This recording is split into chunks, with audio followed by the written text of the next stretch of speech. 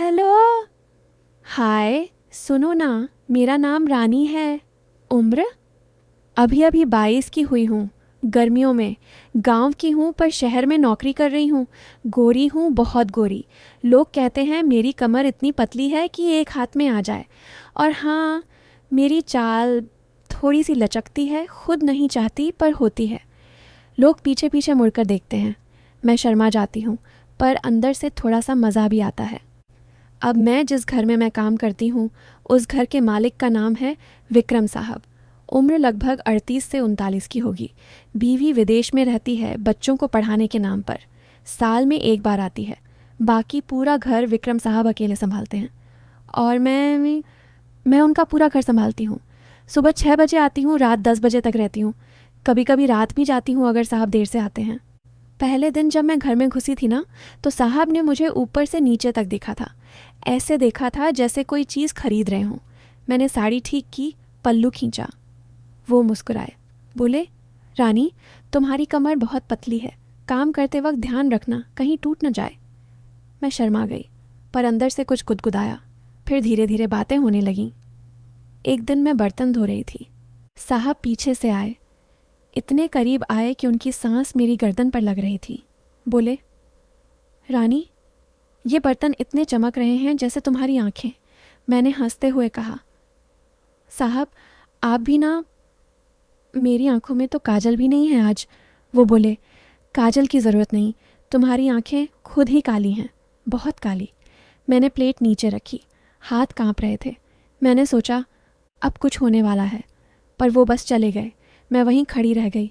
दिल धक धक कर रहा था। फिर एक दिन साहब ने मुझे अपने कमरे में बुलाया। बोले, रानी, मेरी अलमारी ठीक कर दो, सब बिखरा पड़ा है। मैं अंदर गई। अलमारी खोली। साहब की शर्ट्स, बनियान, पैंट सब बिखरे पड़े थे। मैंने एक एक करके उठाने शुरू किए।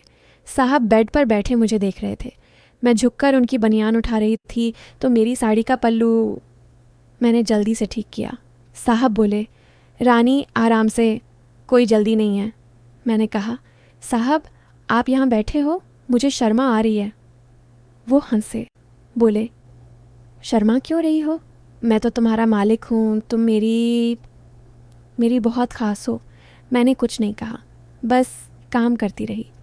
पर अंदर से लग रहा था कि अब कुछ होने वाला है, बहुत कुछ। रात को जब मैं सोने गई तो नींद नहीं आई। मैंने सोचा, साहब सच में मुझे चाहते हैं क्या, या बस ऐसे ही मजाक कर रहे हैं। मैंने अपने आप को आईने में देखा, अपने कंधों पर हाथ फेरा। सोचा, अगर साहब सच में छुए तो। मैं शर्मा गई खुद से ही। अगले दिन सुबह मैं थोड़ी देर से आई। साहब नहा रहे थे। मैंने दरवाज़ा खटखटाया। वो बोले, अंदर आ जाओ रानी। मैं अंदर गई। बाथरूम का दरवाज़ा आधा खुला था। साहब खड़े थे, तौलिया लपेटे हुए। मैंने नज़रें नीची कर लीं। वो बोले, रानी, मेरी शर्ट देना, बाहर टंगी है। मैं शर्ट लेकर आई। साहब वैसे ही खड़े थे, मैंने देख लिया। मैं भागी बाहर। दिल इतनी ज़ोर से धड़क रहा था कि लग रहा था फट जाएगा। उस दिन के बाद से साहब मुझे और करीब से देखने लगे। कभी मेरे कंधों पर हाथ रख देते, कभी मेरे आंखों पर। मैं कुछ नहीं कहती थी, बस शर्मा जाती। पर अंदर से मज़ा भी आता था। मैं सोचती, आज हो जाएगा, आज ज़रूर हो जाएगा। एक रात साहब बहुत देर से आए। शराब पी रखी थी। मैंने दरवाज़ा खोला। वो मुझे देखकर बोले, रानी, आज रुक जाओ। मैं रुक गई। साहब सोफे पर बैठ गए। मुझे अपने पास बुलाया। मैं पास बैठाया, इतने पास कि मेरा कंधा उनके कंधे से छू रहा था। वो बोले, रानी, तुम बहुत खूबसूरत हो। मैंने कहा, ये चिड़िया में साहब, आप शराब पी रखी है? वो बोले, हाँ, पी रखी है, पर जो कह रहा हूँ वो सच है। मैं तुम्हारे बिना रह नहीं सकता। फिर उनका हाथ मेरी आंखों पर आ गया। मैंने हाथ नहीं हटाया। मैंने सोचा, अब हो जाएगा। साहब ने मेरे कान में फुसफुसाया, रानी, मैं तुम्हें बहुत चाहता हूँ, बहुत। मैंने आंखें बंद कर लीं।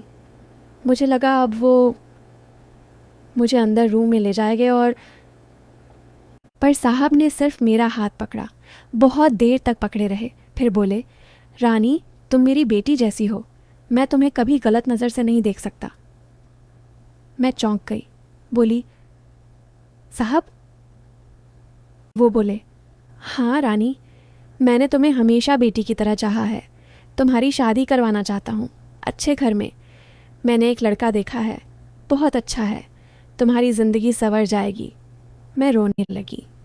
साहब ने मुझे गले लगा लिया, बाप की तरह। बोले, रो मत मेरी बच्ची, मैं तुम्हारा बाप हूँ, हमेशा रहूँगा। उस दिन के बाद से सब बदल गया। साहब सच में मेरे बाप बन गए। मेरी शादी करवाई, बहुत धूमधाम से। लड़का हुआ, बहुत जिया है, अच्छा निकला। आज मैं सुखी हूँ, 2 बच्चे हैं। पर जब भी विक्रम साहब को याद करती हूँ, दिल भर आता है। वो सच में भगवान थे मेरे लिए। और हाँ, कभी कभी जो दिखता है वो होता नहीं, और जो होता है वो दिखता नहीं।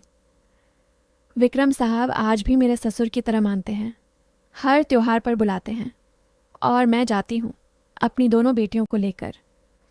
वो उन्हें गोद में उठाते हैं और कहते हैं, ये मेरी पोतियाँ हैं। बस यही है मेरी कहानी। लेकिन रुको, अभी तक जो आपने कहानी सुनी वो आधी थी। अब बाकी का हिस्सा सुनो, वो हिस्सा जो मैं आज तक किसी को नहीं बता पाई। आज बताने का मन कर रहा है, क्योंकि अब मैं तैयार हूँ। साहब गए थे 2 साल पहले। कैंसर था, बहुत तेज़ी से फैला। आखिरी के 6 महीने वो बेड पर ही रहे।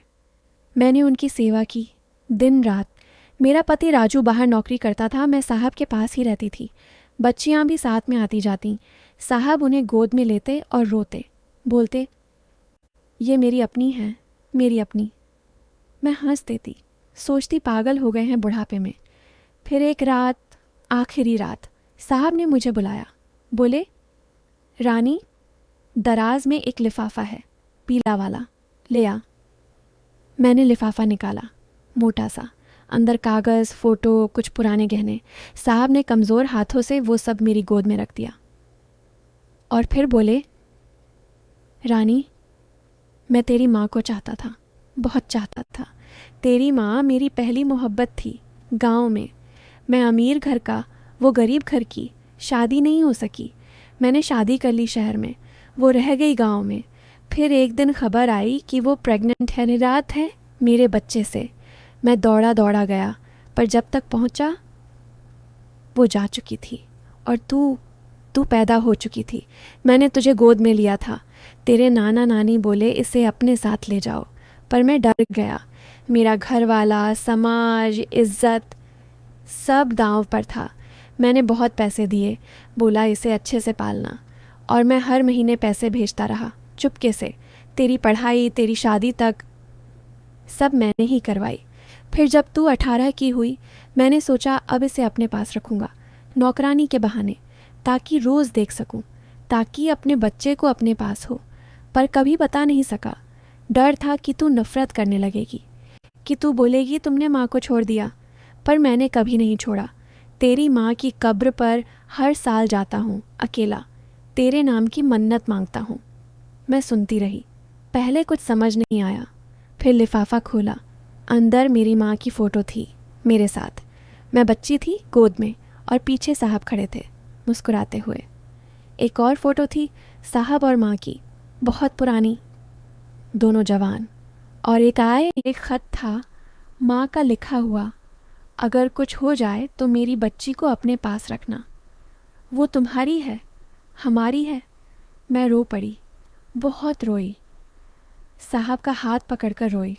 बोली, पापा, पहली बार बोला था मैंने। साहब की आंखों से आंसू बह रहे थे।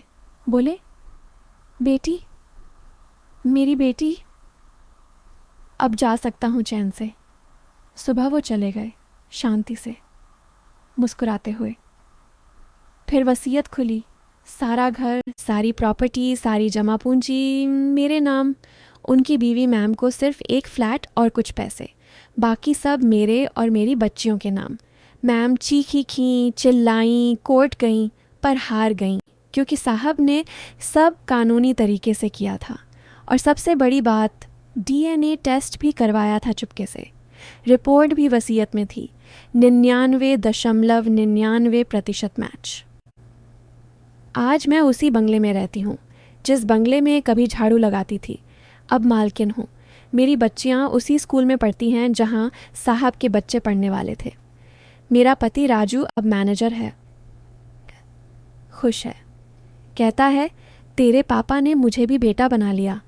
और हाँ, साहब की कब्र पर मैं हर संक्रांति जाती हूँ, दोनों बच्चियों को लेकर फूल चढ़ाती हूँ और बोलती हूँ, पापा आपकी रानी अब राज कर रही है, आपके नाम से, आपके प्यार से।